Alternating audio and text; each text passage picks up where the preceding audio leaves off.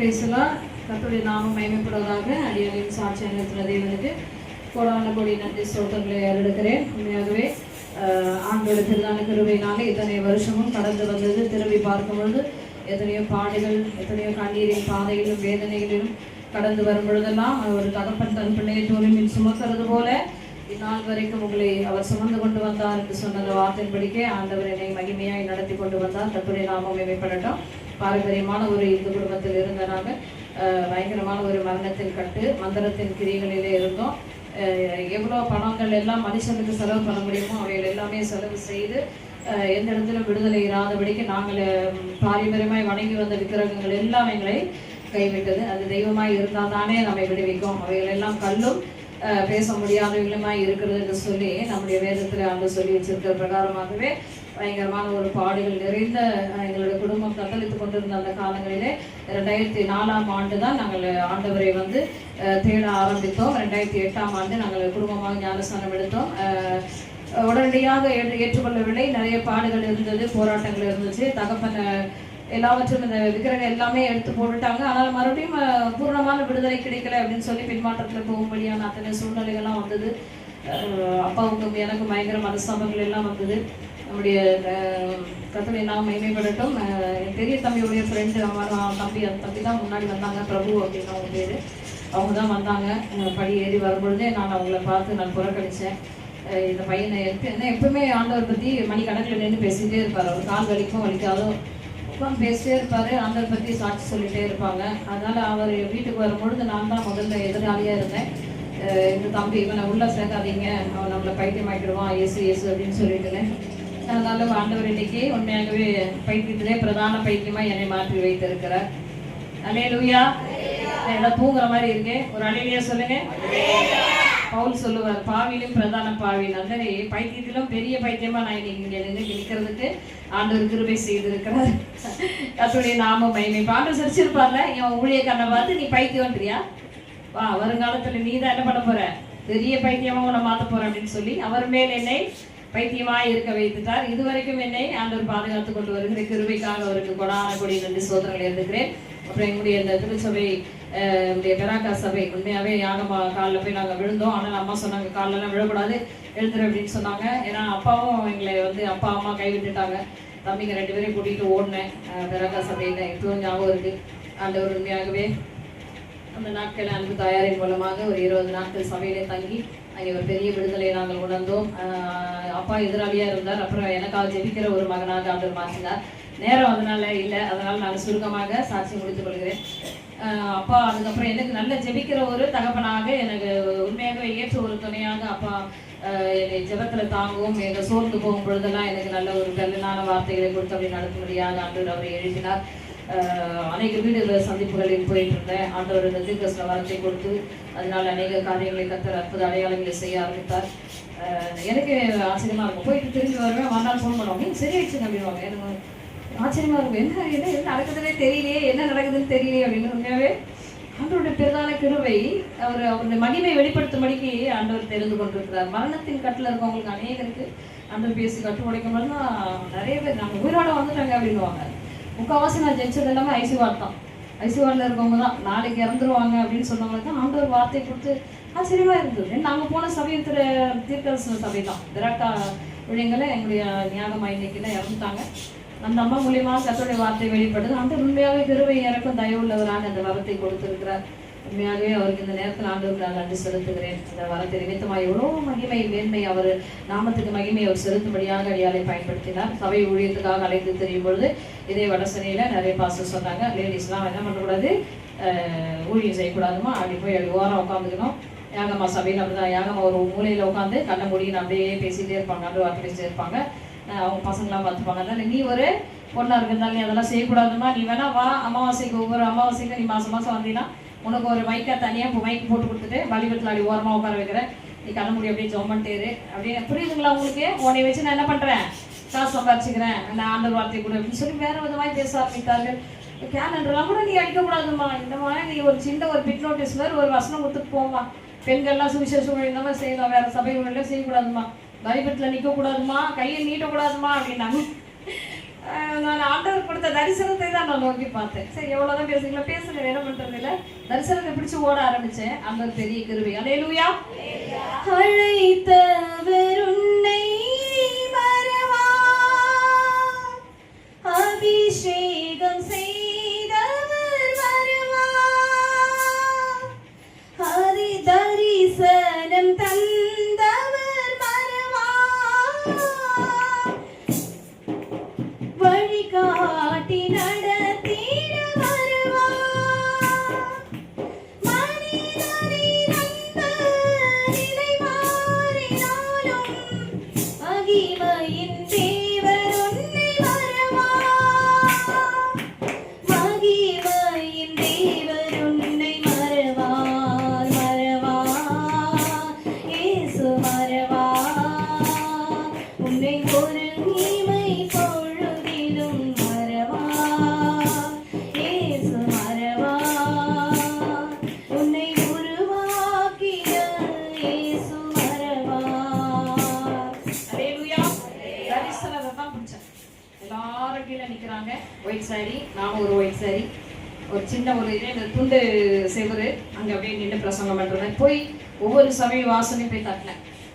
ஏன்னா எங்களுடைய சபையில எங்களுக்கு நாங்கள் ஊழியம் செஞ்சா கூட கொஞ்சம் அடக்கி வாசிக்கணும், ஊழியம் செய்யக்கூடாது, அமைதியா இருக்கணும். அவங்களா கூப்பிட்டு அபிஷேகம் பண்ணாதான் உண்டு. ஏன்னா நம்ம போய் இந்த மாதிரி தரிசனம் வந்துச்சு ஆண்ட சொன்னாலும் இல்லை பொறுமையா நீங்க அடங்கிருங்க அடங்கிருங்க அப்படின்னு சொல்லி அப்படியே வச்சுட்டு இருந்தாங்க. ஒருவேளை அவங்களுடைய பார்வையில அநேகர் வெளியே வந்தாங்க, சிலர் உள்ளேயே இருக்காங்க. அக்கா வந்திருக்காங்க, தப்பா எடுத்துக்காதீங்க, இருக்கதான் சொல்றேன். கர்த்தருடைய நாம மேவியுடைய தாய் சபையிலேருந்து ஒரு ஆத்மா எனக்காக வந்து விசாரிக்கிற ஒரு அக்கா வராங்க, கல்லகிக்கா.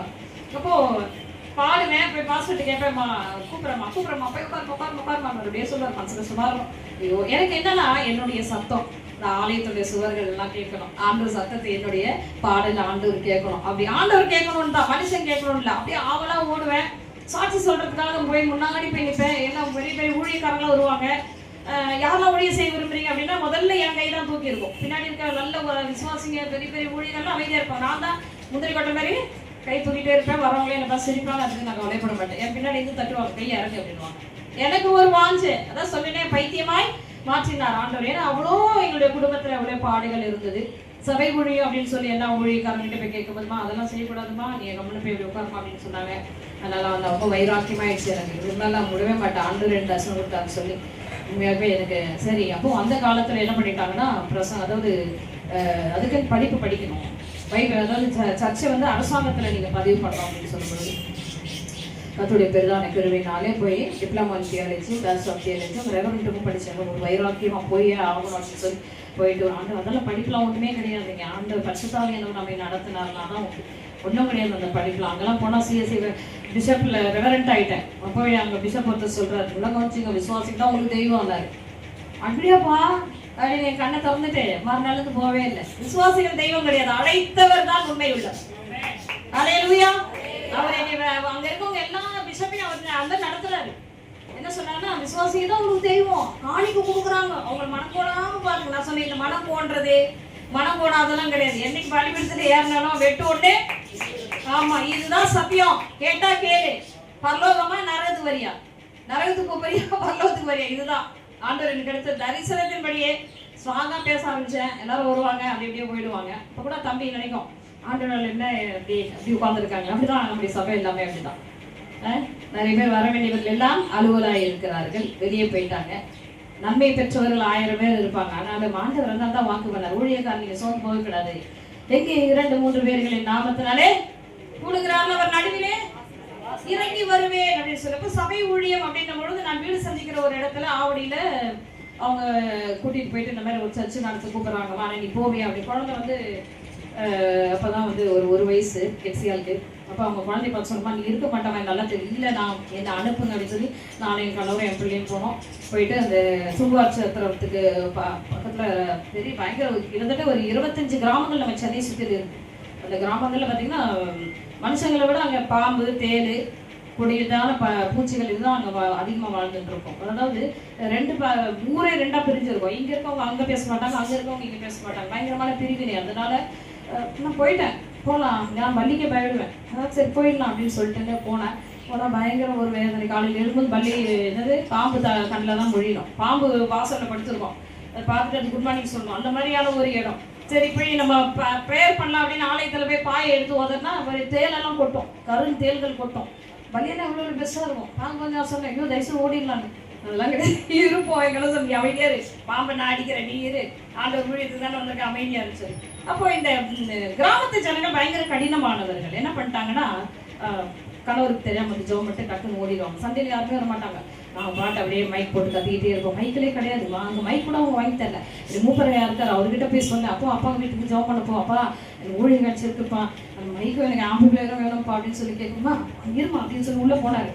போன உடனே போய் எடுத்துட்டு வந்து வச்சா பாருங்க, அவங்க ஒய்ஃப் இப்படி பார்த்தாங்க, இன்னும் ஞாபகம் இருக்கு. ஏன்னா அந்த மனுஷன் நம்மளை கேட்கவே இல்லை, தூக்கிட்டு வந்து 2 பைக்கு ஒரு 5 எடுத்துட்டு போவான். ஸ்ரீராஸ் கூட இவங்க இது பண்ணுறேன், இப்போ எடுத்துட்டு போக மாட்டார். உண்மையாகவே அன்றைக்கி அது மறக்கவே முடியாது இன்ன வரைக்கும். இந்த புது ஆம்பிளிஃபையர் வர வரைக்கும் அந்த ஆம்பிளிஃபையர் தான் நல்லா யூஸ் பண்ணோம். நம்ம கரங்களை தட்டி கர்த்தருடைய நாமத்தை மேம்படுத்துவோம். கிட்டத்தட்ட 12 வருஷமாக அந்த ஆம்பிளிஃபையரையும் அந்த மைக்கையும் ஆண்டவர் எப்போ மகிமையாக ஆண்டவர் பயன்படுத்தினார். அங்கேருந்து ஆனால் ஓடி வந்துட்டேன். 1 வருஷம் தான் அங்கே இருந்தேன், என்னால் முடியல. ஏன்னா உண்மையாக அப்போதான் தெரிஞ்சது ஒரு மிஷனரி ஊழியர்களுடைய பாடுகள் என்னதென்பதை ஆண்டவர் வெளிப்படுத்தும்படி அங்கே கூட்டிகிட்டு போனார். போயிட்டு உடனே நமக்கு தான் சண்டேல ப்ரேயர் போகாமல் இருக்க முடியாது இல்லையா. நான் அந்த மாதிரி ஒரு ஆள் எப்பயும் ஆண்டவரை தேட ஆரம்பிச்சிருந்தோம். சண்டேல கரெக்டாக போய்டும். முன்னாடியே அந்த சுகமளிக்கும் ஆராதனைக்கு போய் நின்றுவேன். அப்போ நான் அந்த இடத்துலேருந்து வந்துட்ட உடனே எதுக்கு சர்ச்சுக்கு போய் ஆகணும். எந்த ஊழியல்ல இப்போ பாஸ் ஊழியெல்லாம் கிடையாது. நான் என்னவா மாறிட்டேன், சாதாரண ஒரு விசுவாசி ஆகிட்டேன். ஒரு சபைக்கு போனேன். உடனே பக்கத்தில் உட்காந்தோடனே ஒருத்தவங்க எழுந்து பின்னாடி போயிட்டாங்க. அன்றைக்கி என்னமோ சர்ச்சுக்கு பார்த்து போகிறேன்னு சொல்லி அங்கே போனேன். இதுக்கு நான் 2 பேர் அங்கே 3 பேர் பிசாஸ் வெயிட் பண்ண வச்சிருப்போம். அதான் அவங்க என்ன சொன்னாங்க, பெரிய பாஸ்டர் நீ போனேன், ஆண்டவர் சொன்னார்ல உனக்கு ஊழி என்னன்னு சொன்னார்ல, நீ என்ன புரிஞ்சிட்டியா, கடைசி எங்கே வந்து உட்காந்து பார்த்தியா, விசுவாசி கூட உட்காந்து பாரு, இதுதான் உன்னுடைய ஊழியம் அப்படின்னாங்க. அப்புறமா சரிங்க பரவாயில்ல உட்காந்தா என்னங்க, எனக்கு ஓய்வுனாலே நான் என்ன பண்ணணும், கனப்படுத்தணும், அதனால வந்திருக்கிறேன். நான் பெரிய ஊழியக்காரங்க, நான் எவ்வளோதான் ஆண்டவர் கொண்டு போய் வச்சாலும் சரி, எல்லா மகிமையும் அவருக்கு தான். அல்லேலூயா. அவர் ஏற்றவும் தெரியும், அவருக்கு இறக்கி தூக்கி போட்டு மெதிக்கவும் தெரியும். அதனால நம்ம பத்திரமா அப்படியே அந்த மகிமையெல்லாம் அவருக்கு அனுப்பிட்டோம்னா நம்ம வாழ்ந்து கொண்டு இருப்போம். நம்ம இல்லை கொஞ்சம் நான் எடுத்துக்கிறேன் அப்படின்னு சொல்லிட்டு என்ன பண்ணுவாரு, இப்படி தள்ளிவிட்டுவார். அப்படிப்பட்ட ஒரு சூழ்நிலைகள்ல அப்புறம் ஆண்டவருடைய சமூகத்தில் அழுது கண்ணீர் வடிக்கும் பொழுது பெரியார் நாயில் ஒரு சின்ன இடம் எனக்கு ஆண்டவர் ஆலயத்தை கொடுத்தாரு. அங்கே ஒரு 7 மாதம் தான் நாங்கள் அங்கே இருந்தோம். அப்புறம் அங்கே முஸ்லீம் பிரதர்ஸ்னால பயங்கர பிரச்சனை.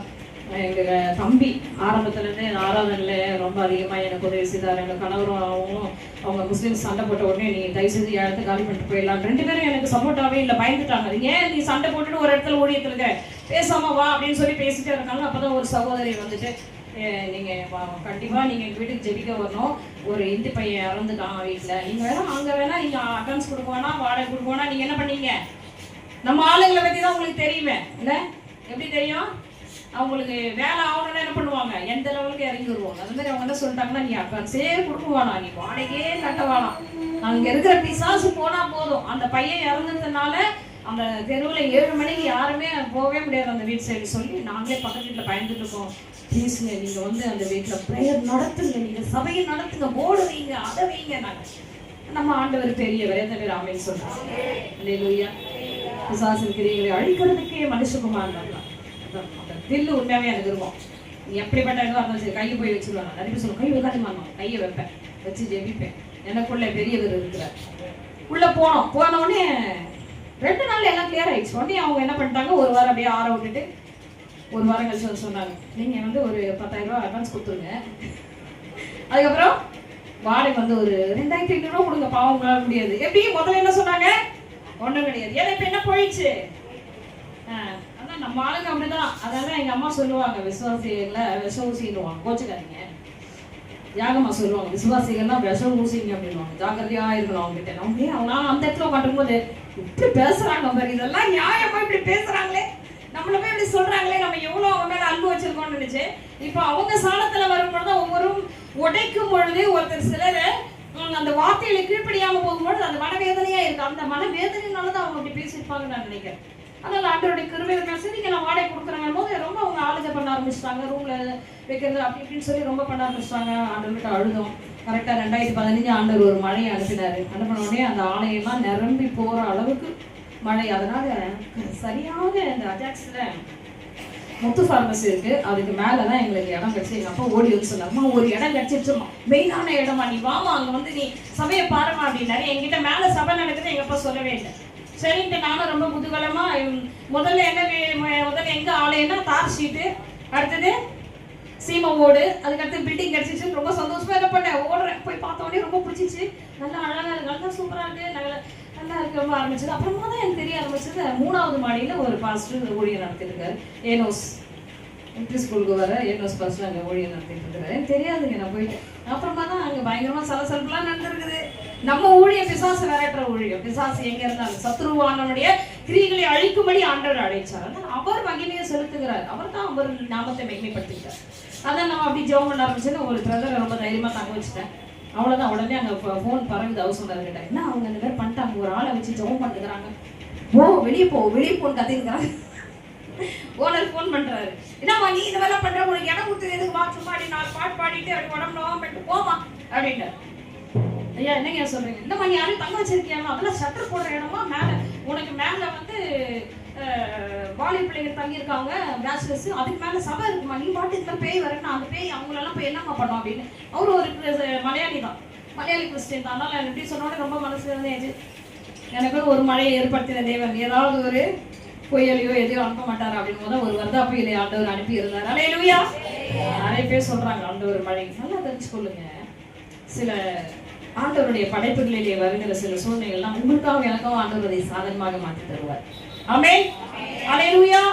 மனவேதனைப்பட்ட ஒரு மீட்டிங் வச்சேன். ஒரு ஓனர் வந்து என்ன பண்றாரு, படியெல்லாம் உட்காந்துருக்காங்க. பாஸ்டர் ஃபோன் பண்ணி சொல்லியிருக்கா, படியெல்லாம் உட்காந்துருக்காங்க, நாங்க மேல் படிக்கு போவே முடியல, 3rd ஃப்ளோர், நம்ம சபைக்கே போகல, எல்லாம் படியில உட்காந்துருக்காங்க, இது என்ன நியாயம்னு சொல்லி சண்டை போட்டிருக்காங்க. நிறைய விசுவாசிகள் சொன்னாங்க, ஆடு திருட வந்துட்டாங்க. என்னை பார்த்தா திருடி மாதிரி இருக்காங்க உங்களுக்கு. அந்த பதில் சொன்னாங்க, ஆடு திருட வந்துட்டாங்க, முதல்ல அவங்களை வெளியே இப்படியே அந்த காரியங்கள் ஓடிட்டே இருக்க. மன உளைச்சல், மன வேதனை, நொறுக்கப்பட்டேன், அடைக்கப்பட்டேன்.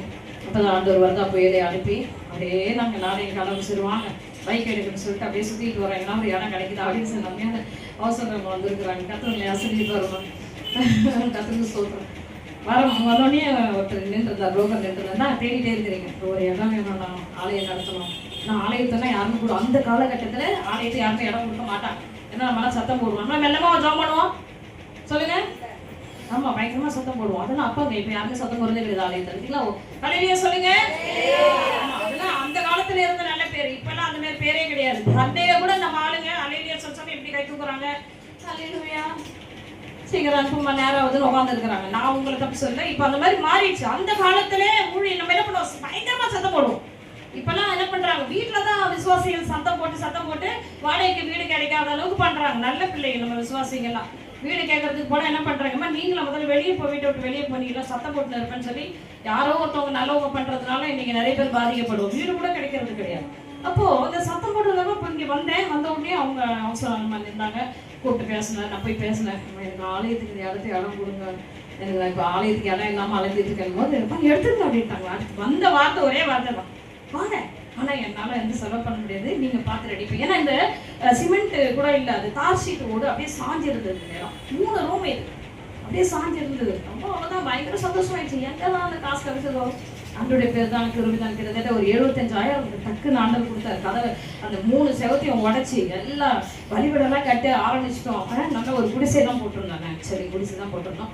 ரொம்ப சந்தோஷம். கத்தருங்களை ஆசிரியப்பாரு. நான் உங்களுடைய வம்சத்தினுடைய பாரம்பரியமாக ஆண்டவர் இந்த இடத்துல கொண்டு வந்திருந்தா எனக்கு ஒரு திறந்த வாசல். நைட் ப்ரேயர் ஆரம்பித்தோம், சண்டே கிளாஸ் ஊழியம், அதுக்கப்புறம் இந்த பைபிள் ஸ்டடி எல்லாமே இந்த இடத்துக்கு வந்து இன்னைக்கு கரெக்டாக இந்த இடத்துக்கு வந்து 11 வருஷம் ஆயிடுச்சு. இந்த இடத்துல அந்த மகிமையாக ஒரு நிறைய பிரச்சனைலாம் இங்கே வந்தது. ஓடெல்லாம் உடச்சிருவோம். அப்புறம் அவங்க எல்லாம் போட்டோம். ஆனால் அவங்க எங்களுக்காக சப்போர்ட்டாக நின்னாங்க. ஆண்டவர் அவர்களை கொடுத்துருக்காங்க. கர்த்தருடைய நாமத்தை நான் மகிமைப்படுத்துகிறேன். ஆண்டவர் இந்த இடத்துல வந்தது அந்த ஊழியத்தை மகிமையாக அவர் நடத்தி கொண்டு வருகிறார். அநேகர் சுகம் பெற்று என்ன பண்ணியிருக்காங்க, வெளியே போயிடுவாங்க. மறுபடியும் புதுசாக பேட்ச் அப்படியே வந்துட்டே இருப்பாங்க. மனவாட்டி அடுத்தது மாத்தலாம் தான் ரொம்ப நாளா நான் சொல்றேன். ஆண்டவர்கிட்ட மனவாட்டி தீர்க்க தேவ சபையத்தோட மனவாட்டி ஹாஸ்பிட்டல் மாத்திக்கிறேன் ஆண்டவரை. ஏமா அப்படி சொல்லு, இல்லை ஹாஸ்பிட்டல் வர்றவங்க அப்படிதானே, சுகம் பெற்றுட்டா ஒரு சாட்சி. யாராவது போய் டாக்டர் மறுபடியும் பார்ப்போமா? அவ்வளவு நல்லவங்களாம் கிடையாது. நம்ம ஒரு பெரிய டாக்டர் கிட்ட போனா கூட என்ன பண்ணுவோம், சுகமாயிடுச்சுன்னா உன்னை பார்க்கவே கூடாதுன்னு தான் வெளியே வருவோம். அது மாதிரிதான் நிறைய பேர் இந்த இடத்துல வந்து நன்மையை பெற்று போயிருக்கிறார். ஆனால் ஒரு சாட்சி கூட நிறைய பேர் சொன்னது கிடையாது. ஆனாலும் அழைத்தவர் உண்மையுள்ளவர், இதுவரைக்கும் தாங்கி நடத்தினார் ஊழியத்தின் பாதையிலே. அந்த சகோதரனும் அடியாளுடைய கணவர் பிள்ளை எல்லாருமே உண்மையாக ஒரு பெரிய கிருபையில இறக்கம் தயவு இந்த சபையின் மேல் இருந்து ஆண்டவர் இதுவரைக்கும் நடத்தி வந்த தேவனுக்கு கொடான கோடி நன்றி ஸ்தோத்திரங்களை ஏறெடுக்கிற வெளி ஊழியங்களை செய்து கொடுக்க நிறைய காரியங்கள் சபை ஊழியத்துக்கு முன்னதாகவே நம்முடைய இங்கே செல்விங் பாஸ்டர் இருக்காங்க. அவங்க தான் இதை எடுத்து பயன்படுத்த ஆரம்பிச்சாங்க. அவங்க இப்போ சர்ச்சை பேர் சொல்லுங்க, சர்ச்சை பேர்லாம் எனக்கு ஆண்டவர் கொடுக்கல பாஸ்டர், இப்போ என்னதான் போடுறது உனக்கு தெரியல பாஸ்டர், தீர்க்கதரிசனம் வர பெற்றோம் இவர் போட்டு விட்டார். நான் சொல்லவே இல்லை, அவர் போட்டாரு. அதை கேட்டு ஒரு பாஸ்டர் செம்ம டென்ஷன் ஆகி அவன் பெரிய தீர்க்கதரிசியா பாக்கட்டும் வரேன் அப்படின்னு சொல்லி இப்படி அநேகர் என்ன பண்ணாங்க, என்னை துரத்துனாங்க. ஆனா இன்னைக்கு யாருமே காணோம். அழைத்தவர் உண்மை இல்லவர் அவங்க எல்லாம் புரிஞ்சுட்டாங்க. இது கர்த்தருடைய ஊழியம் தான், உண்மையாகவே ஆண்டவரும் நடத்திட்டு வரான்றதால யாரையுமே காணோம். ஆண்டோடைய கிருபையினால நின்று இதுவரைக்கும் தாங்கி நடத்தின தெய்வம் இனிமேல் நடத்துவார். அந்த மனவாழ்த்து சிவைக்காக தொடர்ந்து ஜெபித்துக் கொள்ளுங்கள். உண்மையாகவே தம்பி கூப்பிட்ட உடனே வந்தாங்க. கர்த்தர்கள் ஆசிரியர்களுடைய பிரகாஷ் மாதிரி தான் இவரும். எனக்கு ரொம்ப பிடிச்ச ஒரு அருமையான ஒரு ஆவிக்குரிய சகோதரர் ஜெகன் தம்பி. தம்பிலாம் விடுவேன். உண்மையாகவே பிள்ளையை ஆண்டவர் ஆசீர்வதிக்கணும். அதுக்காக தொடர்ந்து ஜெபித்துக் கொள்ளுங்கள். நான் நேரத்தை அதிகமாக எடுத்துக்கொண்டேன். கர்த்தர் தாமே என்னை மன்னிப்பாராக. தம்பியை கனப்படுத்தும்படியான இல்லை சாட்சி சொல்லியிருக்கோம் இல்லையா, அந்த கண்களை மூடி ஜெபிப்போம். ஆண்டவர் உங்களையும் மகிமையாய் நடத்துவாராமே. அநேகரை ஆண்டவர் இந்த இடத்துல சாட்சியாக நிறுத்தினார். அவருடைய நாமத்தை மேம்படுத்தினார். என்னோட கூட இருக்கிறேன் என்பதை வெளிப்படுத்தினார். எப்பவுமே ஆண்டுகிட்ட தான் கேட்பேன், என் கூட இருக்கிறேன்னு மட்டும் வெளிப்படுத்துங்க, வேற ஒன்றும் வேண்டாப்பா எனக்கு அப்படின்னு சொல்லி ஆண்டவர் அந்த வார்த்தைப்படிக்கே என்னோடு கூட அவர் இருக்கிறார் என்பதை வெளிப்படுத்தினார். எங்களை மிகவும் அதிகமாய் நேசிக்கிறேன் எங்க நல்ல தகப்பனே, நன்றி செலுத்துகிறோம் ஐயா. 2014ஆம் ஆண்டு கரெக்டாக அந்த ஏப்ரல் மாதம் 7ஆம் தேதி ஆரம்பிக்கப்பட்ட அந்த சபையின் ஊழியத்தின்படிக்கு இதுவரைக்கும் கூட நீங்க அப்பா கூட இருந்து நடத்தினீங்க. ஒரு வருகை மட்டுமாய் கூட முக்கிய சாட்சியாக இப்படி சுத்தத்தை செய்து தொடர்ந்து ஓட கத்தர் கலந்தாங்க. பிள்ளைகளை ஊன்ற கட்டுங்கப்பா சபையில, அவர்கள் சாட்சியாக இருக்கட்டும். அநேகரை ஆயுதப்படுத்துகிறவர்களாய் கத்தர் வழி நடத்துங்க. அதற்கு தம்பி எனக்கு ஆசிர்வதிங்க. நீங்க பேசுகிற வார்த்தைக்காக நாங்கள் காத்துட்டு இருக்கிறோம் ராஜா. பிள்ளை வேலையிலிருந்து வந்திருக்கபடினால சோறு விலங்குகள் எல்லாம் மாற்றி கத்தர் பலத்தினால் இடை கட்டுங்க ஆண்டவரை. நாளை முழுவதும் மகிமையின் பிரசனம் இருக்கட்டும். வந்த பிள்ளைகளை நீர் ஆசீர்வதிங்க. வர தடைப்பட்டிருக்க பிள்ளைகளை நீர் ஆண்டவரை கூட்டி சேர்த்து நாமத்தை மேம்படுத்துங்கப்பா. எல்லா துதிக நம்ம உங்களுக்கு செலுத்துகிறோம். இயேசுவின் மூலம் ஜெபிக்கிறோம் நல்ல பிதாவே, ஆமென் ஆமென். அல்லேலூயா அல்லேலூயா. நாம மேம்படட்டும். தம்பி இருந்த நேரத்தை